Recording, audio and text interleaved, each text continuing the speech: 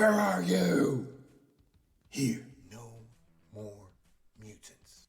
With those words spoken by the Hex magician Wanda Maximoff, the House of M came to a devastating close. 98% of the mutant population in the 616 universe, once millions, now depowered and teetering on the brink of extinction. Worse, anyone not involved in the final battle between the House of M and superheroes has no idea why. But life goes on, for mutant and human and energy alike. What did Emily du Châtelet say?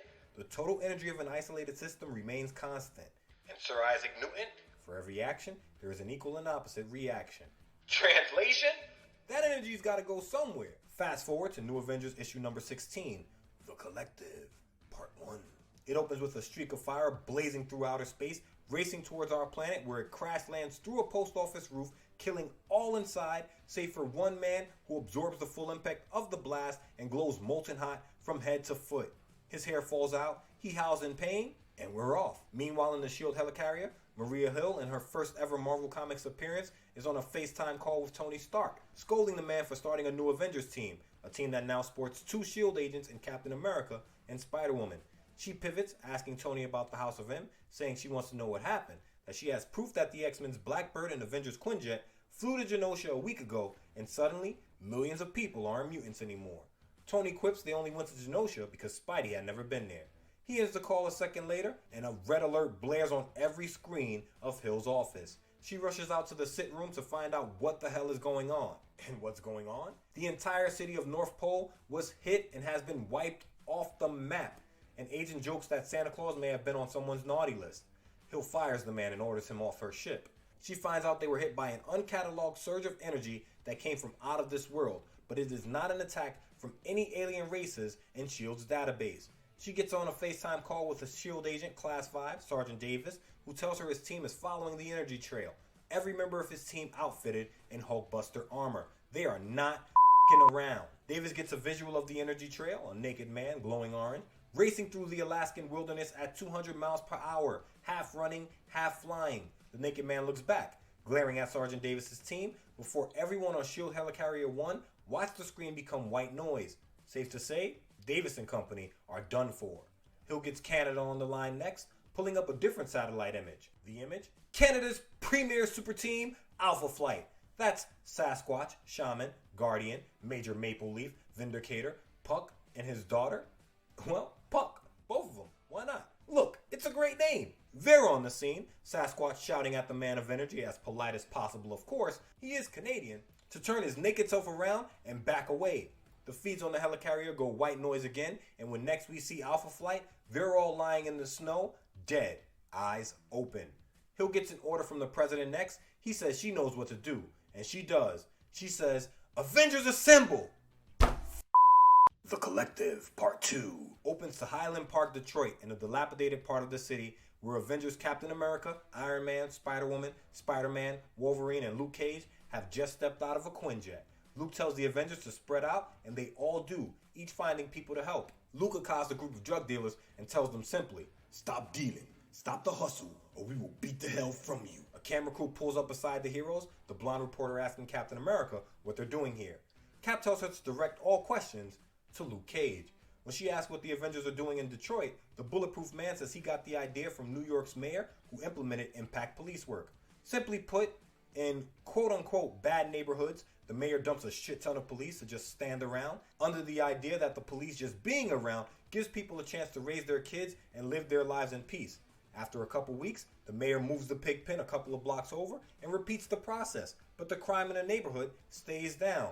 So Luke and the Avengers are going to do the same. They're going to go to the quote-unquote bad neighborhoods in the United States and just stand there. But they aren't only coming for the street criminals, they're going to shine a spotlight on things like the elementary school across the street, sitting right next to a crack house. They're going to ask the people in charge how that happens and embarrass them enough to do something about it. And if those in charge don't do something about it, he says he'll be back to knock it down with his bare hands. I just want to chime in and say that this is some great propaganda, but please never forget that increased police presence in quote-unquote bad neighborhoods, which is always polite code for neighborhoods filled with people of color, doesn't necessarily decrease violence. A great article in the New York Times titled, Refund the Police? Why It Might Not Reduce Crime, written by Shayla Dewan, highlights the pros and cons of this idea, but two excerpts stand out to me as telling. First, quote, even crime statistics themselves have limitations. They are collected by the police, and the police decide what counts as a crime, said Samara K. Knopper, a sociologist at Rhode Island College, and the editor of We Do This Till We Free Us, a book on abolitionist organizing by Mariam Kaba, end quote. And, quote, in the end, crime data is always a tool of police propaganda, Dr. Knopper said. If crime is low, the police are doing their jobs. If crime is high, we need to give more money to the police. The police always win, end quote. An example of this, during the New York protests of George Floyd's murder, you know, the ones where NYPD opened fire with rubber bullets and tear gas on protesters, almost nightly, news reports showed violent gun deaths in all boroughs and spikes in crime after several years of recorded decreases in crime by these same police forces. Are you saying the media is complicit? I am, but you know, I'm biased against systems of oppression that tend to stomp on my people, literally and figuratively. Back to Iron Man gets a call in his ear, shouts Avengers Assemble, and the team race to the Quinjet and take off. In the Bird, they get a sit rep from Maria Hill. There's a cold white threat heading towards the US, ETA to the Canada-American border, 14 minutes. She gives the Avengers the intel they have and shows the Energy Man's skirmish with Alpha Flight, leaving Wolverine, a fellow Canuck and former Alpha Flight member, visibly shaken. Cap gets focused, telling Hill they'll need a battalion backup and a SHIELD civilian evacuation crew. But Hill says no go. She and the president don't want to put any more non-power personnel in the field until they have a plan of action, and as far as evacuation, they've told local authorities, but it's too late. The Energy Man is already there. When Spider-Woman asks, "There where?" the camera shifts to Cleveland, Ohio, specifically the Rock and Roll Hall of Fame that sits on Cleveland Harbor. And in Lake Erie, on Lake Erie, we see the Man of Energy glowing red hot, purple smoke wafting from him towards the sky as he marches towards the harbor on the surface of the lake. He is walking on water. Back in the Quinjet, Iron Man makes a phone call. Carol, this is Iron Man. We need you. And Carol Danvers is on the way. Back in the Quinjet, Wolvie's made a call to the X-Men who aren't picking up. When Spidey asks why, Wolverine tells him that after House of M, the mutants left stopped answering the phone. Meanwhile, Cap tells Commander Hill that he wants Daisy Johnson on scene. When Hill says no, Cap reminds her of the civilians, and Hill replies that she'll get the woman to him. Wolvie says he's going to slice off Daisy Johnson's nose the second he sees her. Cap says he'll do nothing and places a call to Lindy Reynolds, wife of Bob Reynolds, the Sentry. But Bob's curled up in a ball on his bed. Say that 3 times fast. Having a really bad day. Back in the Quinjet, Spidey is stressing, thinking that this may be too big a fight for him to handle, even with his new Iron Spider suit. But Iron Man tells Spidey he's not going to fight. He's going to the SHIELD helicarrier, and he's going to use that genius-level brain that he abuses by not using to figure out a way to shut down the Man of Energy without civilian casualties before leaping from the Quinjet. Cap, still on the phone with Bob, tells the man he doesn't care what the void in his head is telling him, the Avengers need him, and orders the schizophrenic to get up. Meanwhile, Iron Man's made contact with the Man of Energy, and for the first time since being struck by the energy, the man stops. Iron Man talks to him, finds out the man's name Michael, and asks if his name is Korvac. When the man doesn't answer, Iron Man asks where he's going and why he's hurting people. But just as Michael raises a hand, seemingly at peace and about to answer, Miss Marvel flies in and crashes into his stomach, fist first, lifting Michael into the air with a loud and violent boom. Iron Man shouts, "No!" But it's too late. In the sky now, Miss Marvel tells Michael that it sucks to be him because she can absorb all types of energy and she doesn't think Peppy's got what it takes before Michael erupts above the harbor, sending Iron Man, the Quinjet, and Miss Marvel hurtling away from the blast. Of course, Cap shouts, "Seatbelts!" inside the Quinjet. And outside, Miss Marvel crashes into the Cleveland Memorial Shoreway. Absorb Michael's energy? That's an understatement. Her entire usually pale-skinned frame is as red as Jean Grey's hair, and her entire body's encased in fire and red, crackling energy. She stares down at her hands and realizes she may have been off a bit more than she can chew with a simple, "Uh-oh." The Collective, Part 3. Opens to a one Daisy Johnson, who's sitting on a bench in Central Park reading a book. When a man jogs past and stops to try and kick game, she causes a small earthquake, making the man and all the passers-by stumble before she's approached by Sharon Carter and a gaggle of SHIELD agents who tell her she's got to come back in. But Daisy, a Nick Fury loyalist, refuses because Nick Fury has been on the run since the Secret War, until Sharon Carter tells her Captain America himself asks for her. We shift to Avengers Tower where the Vision and Young Avengers team, that's Hulkling, that's Kate Bishop Hawkeye, that's Wiccan, that's Patriot, are sitting down to lunch as Avengers butler Jarvis serves them when an Iron Man hologram pops up from who knows where at the head of the table. Iron Man tells Vision they need him. When Hulkling asks what the Young Avengers can do, Iron Man says nothing. It's too dangerous. That if he sees any Young Avenger, they'll be arrested and have their parents called. In a moment, Vision shifted to intangible and flown through the roof saying he's on his way. Meanwhile in Cleveland, a scene of chaos. Michael, the Man of Energy, has grown to kaiju sizes, prompting Iron Man to tell the other Avengers to run as he puts himself between the people fleeing all around him and the danger. Cap won't hear of it. He and the Avengers exit the Quinjet, sprinting towards the danger as well, barking at Spider-Woman to get Spidey back to Helicarrier 1 so he can work out how to end this. Spidey says he's got to learn how to fly this Quinjet. When Spider-Woman tells him it isn't much harder than flying a helicopter, Spidey says he doesn't have a license. Spider-Woman asks for a helicopter. Spidey replies for a car. Mind you, at this point, the guy has been around for more than 40 years in comics and has owned a motorbike for Christ's sakes. But he explains he's had web since he was 15, and then things like this kept taking up his time. Which I think is a fair point. Like, get my driver's license or stop Dr. Octopus? What do you people want me doing? I get you, Spidey, I get you. Meanwhile, Iron Man's taken to the skies to confront Michael again. He reads an energy spike and has his armor ripped from him by the Man of Energy. Before Michael can finish him off, Miss Marvel, still sporting her new overpowered look, grabs Tony's hand and gets him out of there. When Tony asks what's happened to her, Marvel replies that this is a tomorrow thing, that once upon a time she had cosmic level powers, and one tussle with this guy, she's got him again. So right here is the rebirth of Carol Danvers being a cosmic level hero. The return of Captain Marvel isn't far away in her future. Either way, she flies through the chest of the Man of Energy before he snatches her out of the air and bombards her with cosmic energy. She's encased briefly in hard crystal light, then the crystal explodes in a dazzling flash before Michael booms away towards the stratosphere, leaving her suspended in a purple glow. But Michael didn't fly away so much as he was struck square in the chest by the Sentry and lifted into friggin' outer space. With the moon in the background, the Sentry unloads with the force of 1,000 exploding suns, slapping Michael with a vicious right hand as the two begin a cosmic brawl near the surface of the moon.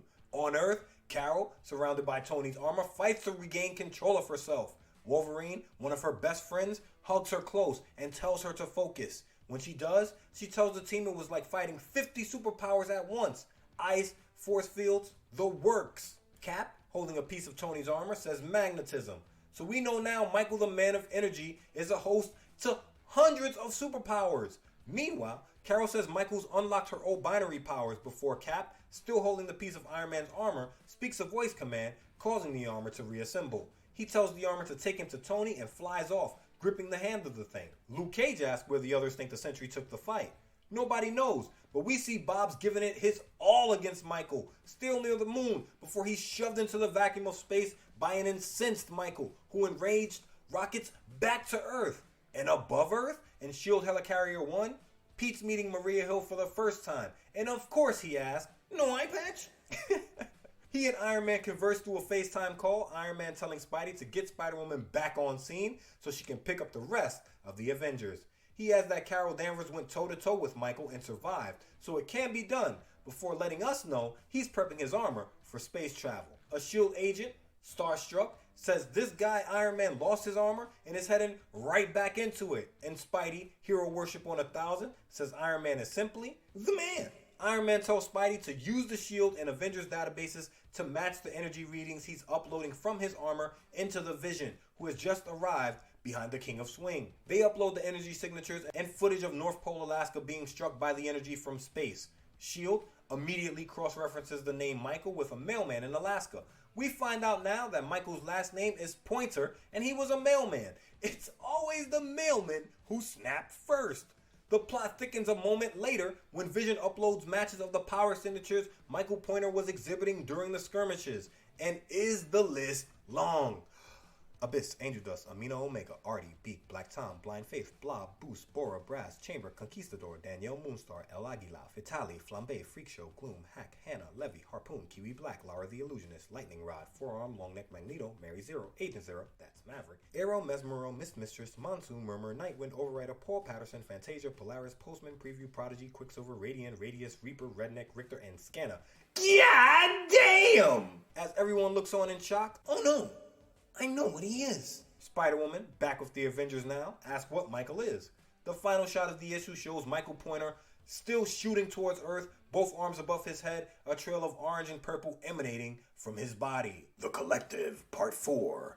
Opens to Iron Man, high above the world, ordering Spidey to grab Vision and get off the S.H.I.E.L.D. helicarrier, as Spidey realizes that every name on the list of powers Michael Pointer is channeling is a mutant who lost their powers following the fallout from the House of M. Iron Man tells Spidey to zip it, that they can't trust anyone on that ship. When Spidey says no one can hear him because of his new suit, Iron Man tells Spidey that S.H.I.E.L.D. has a psi, that's PSI unit, who are reading his every thought. Spidey's like, uh-oh, I gotta go. But Maria Hill, arms folded, is already asking him, what's House of M? Spidey tells Vision it's time for them to go. Maria Hill says our hero is under arrest. Spidey tries to make a break for it. He hops towards the ceiling. But a blonde-haired S.H.I.E.L.D. agent suggests, quotation fingers, Spidey should sleep. And our hero does, falling from the ceiling and onto the floor of the S.H.I.E.L.D. control room, while other agents shut down the Vision. Hill orders Spidey's mind probe, and the Vision's drive stripped for intel on the House of M. An agent tells Hill Cap is going to be pissed. She says it's the bed the Avengers made. Meanwhile, Iron Man's in space, letting Cap know he's just lost contact with Spider-Man and the Vision. Cap says he'll have a word with Hill in a minute. Luke Cage asks if Michael Pointer is all of the House of M mutants rolled into one. Iron Man says it seems so. He spots Michael Pointer in space and blocks the man's path to Earth. Miss Marvel screaming for the Ironclad Avenger to get out of there, that Tony can't handle a one-on-one with Pointer. Iron Man, putting himself between the Earth and the danger, says he wasn't ready last time, right before Pointer hits him square in the chest, both fists raised, and is sent hurtling backwards through space, away from Earth. Iron Man talks a bunch of I use tech mumbo jumbo and says he doesn't know how many more times that will work. The look in Pointer's eyes says not many, as he flies forward again with murder on his mind. Iron Man's a dead man, or he would be. Damn it! The Sentry didn't come back just at this moment and attack Pointer from behind, crashing the Man of Energy into an orbiting satellite. The Avengers get into an explanation of Pointer's powers. But tell me, Emily du Châtelet and Sir Isaac Newton weren't locked in. The total energy of an isolated system remains constant. For every action, there is an equal and opposite reaction. Remember? Iron Man starts throwing out hypotheses. Pointer's an energy-absorbing mutant. The mutant energy created a collective of energy that didn't have anywhere else to go. A collective! He said the title! He says maybe some of the energy fields were sentient or became sentient when they merged, while he and Sentry tag-teamed the collective, as Pointer will now be known. Iron Man and the Sentry get overwhelmed by an action unseen by us, but it makes all the Avengers stare into the FaceTime call with shock on their faces. Luke Cage says they should go get him, but they can't right now because they've just reached S.H.I.E.L.D. Helicarrier 1. Meanwhile, Spider-Man is woken up by a nightmare of the original Sinister Six, all coming at him at once. He screams himself awake, his mask removed from his face, and finds himself handcuffed, sitting face to face with Maria Hill. Cap, after being denied access by Dum Dum Dugan, despite being a high-level S.H.I.E.L.D. officer, orders the Avengers to assemble. They are going to try to tear S.H.I.E.L.D. Helicarrier 1 apart. But Maria Hill lets Spidey go and gives him his mask back, letting him know they took the information they needed out of his mind while he was unconscious, a moment before Luke Cage punches the door of the interrogation room in. This is a moment before Cap rounds on Hill, telling her he's going to tell the president what she did. Captain America! Snitching! But Hill's got big brass ovaries and offers Cap a phone, saying the president's on the line, adding maybe the man can take a moment away from drafting the Superhuman Registration Act. Meanwhile, Iron Man and Sentry are still in space, battling the collective on the friggin' moon! Iron Man asks if any Avengers are available. Vision says he is, that he and the Avengers are headed towards the Quinjet and back into the fight. Iron Man asks Commander Hill what S.H.I.E.L.D. has drawn from their House of M analysis. Hill replies begrudgingly that they're still running it. A moment later, a S.H.I.E.L.D. agent tells Iron Man to stop engaging the collective, that the entity is adapting too fast. The collective was walking until they tossed it into the air. Then the collective learned to fly, which stands to reason because the collective didn't fire off any energy blast at all until he was forced to by Miss Marvel. The S.H.I.E.L.D. agent goes on to say they have a better chance talking to the collective, reasoning with him. Iron Man asks what if the man tries to blow up the White House. The S.H.I.E.L.D. agent, not itching for a fight, asks what if the collective leads them to Wanda Maximoff. Iron Man pauses, then tackles the Sentry around the waist and shoots around the Earth in an arc, taking the power of 1,000 exploding suns with him. Alone now, the collective glances around and rockets towards the Earth once more. The Avengers and S.H.I.E.L.D. on his ass. He crash lands into the earth, leaving a crater in his wake, surrounded by a vast wasteland where genocide occurred at the hands of a mutant known as Cassandra Nova. The Sentry and Iron Man first on scene. Sentry asks where they are. Iron Man says, Oh no, Iron Man says, Genosha. and that's where we are. We've got me, we've got you, we've got no further ado. We've got the New Avengers, Volume 1, Number 20, The Collective, Part 5.